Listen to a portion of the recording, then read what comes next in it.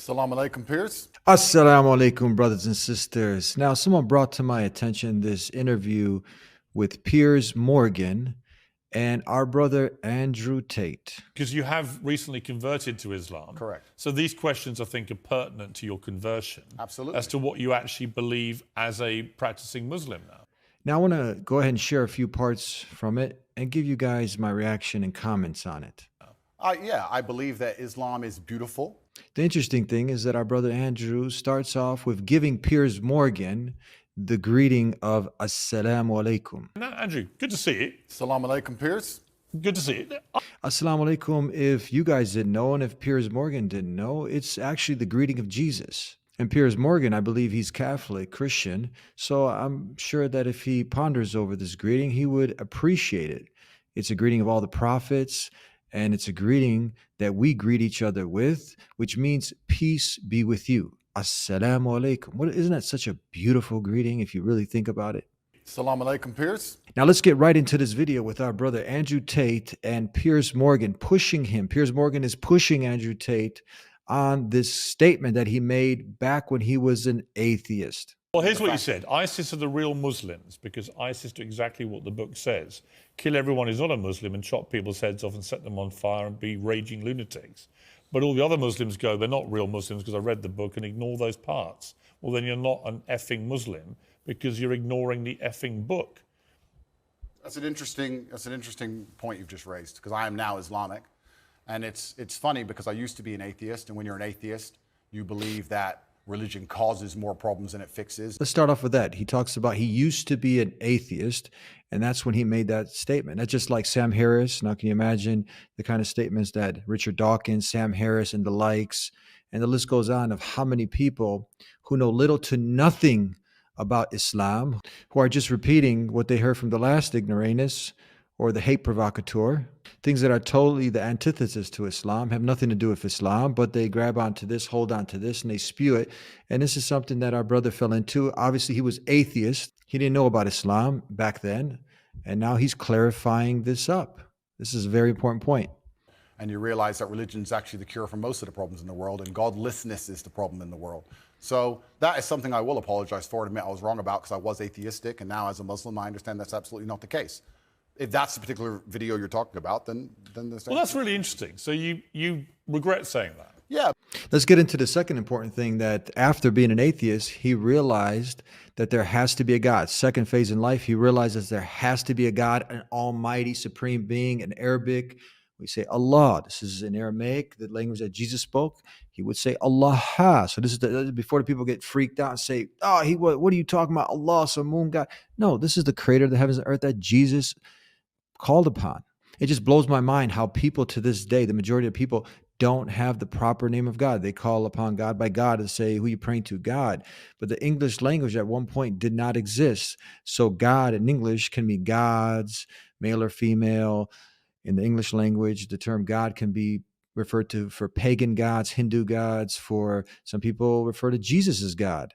But when we say Allah, this is the one, truly one. When we say pure monotheism, the supreme being, he doesn't become born, he doesn't die, he doesn't sleep, he doesn't rest, he doesn't eat, he doesn't get tired, he doesn't work and then rest on the seventh day. He doesn't become the creation, come down to creation to then get killed by his creation. He's the creator, we're the creation, and he is the one.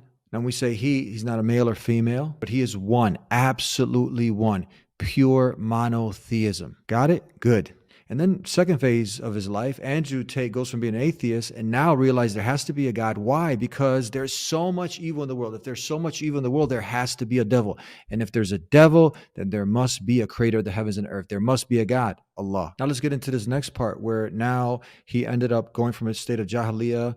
You know, he's in his beginning infancy stages. And he's already realizing that this is the wrong statement. This group, this Daesh have nothing to do, those actions have nothing to do with true Islam. So he made that when he was an atheist. He's clearing it up. And now he's going to do the honorable thing. He apologized. And remember, he doesn't, Andrew Tate, this is a sign. This is a good sign of his sincerity here, because look at this.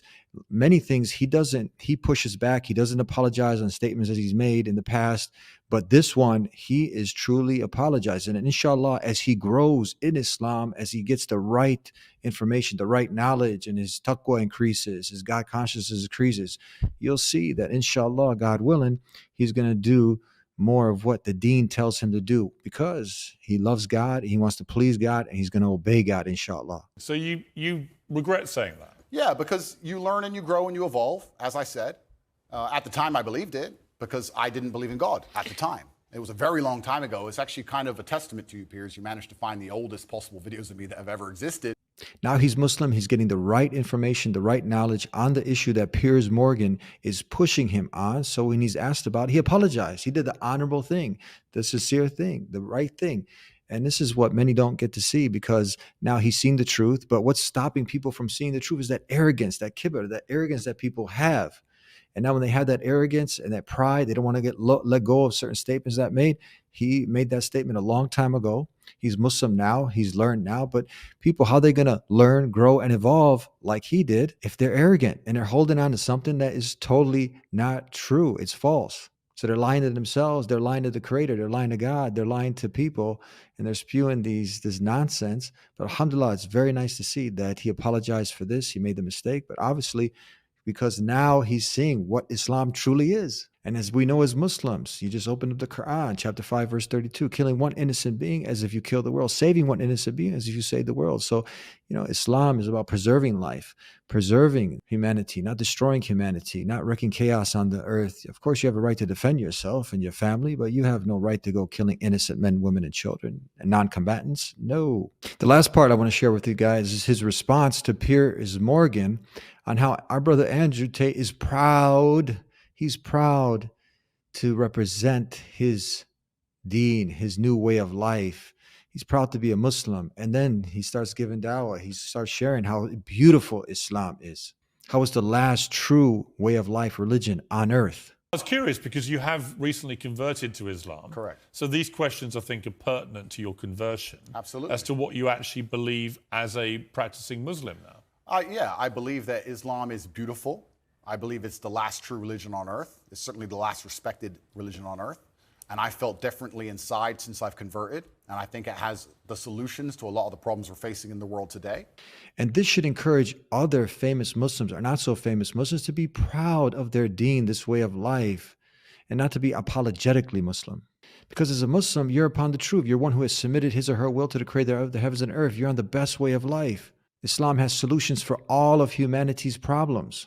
You name it, from the family breakdown, racism, adultery, the STD epidemic, debauchery, spiritual emptiness, the void in the heart, the epidemic of alcoholism, drug abuse, social, economical. Islam solves it all. You name it, Islam solves it.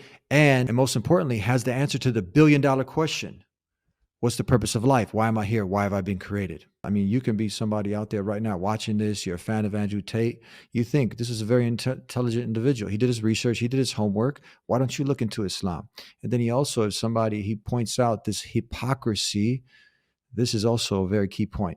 I don't find any form of terrorism satisfying. I don't find Western terrorism satisfying either. I don't think it's satisfying that we managed to find $500,000 per bomb to drop on some farmer who makes $4 a day under the name of freedom. And, and we can't seem to pay our nurses enough to do their jobs. I don't find any kind of terrorism. And it's actually very interesting you talk about the word terrorism. Terrorist and freedom fighter, good guy and bad guy, all of this is subjective. There are people who believe that the West are the biggest terrorists on the earth. There are people who believe that America causes more wars than anyone else. Okay, brothers and sisters and humanity at large, you can go ahead and think about, ponder over, what Andrew Tate is, that feeling now that he's getting. And I felt differently inside since I've converted.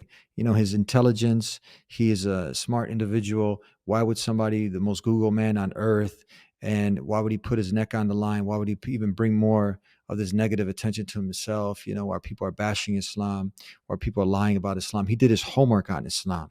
And what does he say? Islam is beautiful. Yeah, I believe that Islam is beautiful. I believe it's the last true religion on earth. The true way of life from the Creator of the heavens and the earth. Why don't you look into it? I'm sure if you're a Andrew Tate fan, contact us. Let's get your feedback on why you ended up coming to Islam after you ended up researching it. And maybe that's what kicked it off for you, Andrew Tate.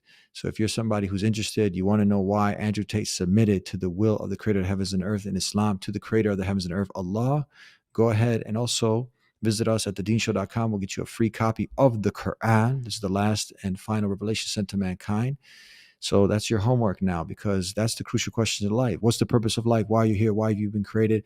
And in Islam, it's not blind faith. You just jump in like all these other man-made religions. Islam is calling you to think, to ponder and reflect. And when you look at all the evidence that Islam has to offer, then you're just overwhelmed. You're like, wow, this cannot come from a human being. This cannot come from all of humans coming together. This book indeed is from the creator of the heavens and earth. And that's why Andrew Tate is a Muslim, and he submitted his will to the creator of heavens and earth in Islam, worshiping the creator, not the creation. You could do the same thing, get that peace, satisfaction, that feeling now that he has of the void being filled. And slowly, you can see you'll start to give up the alcohol, as I heard he already did slowly. Now, since you become a Muslim, have you stopped drinking alcohol? Yes, I might drink a little bit now and again. But I don't think I'll ever drink again.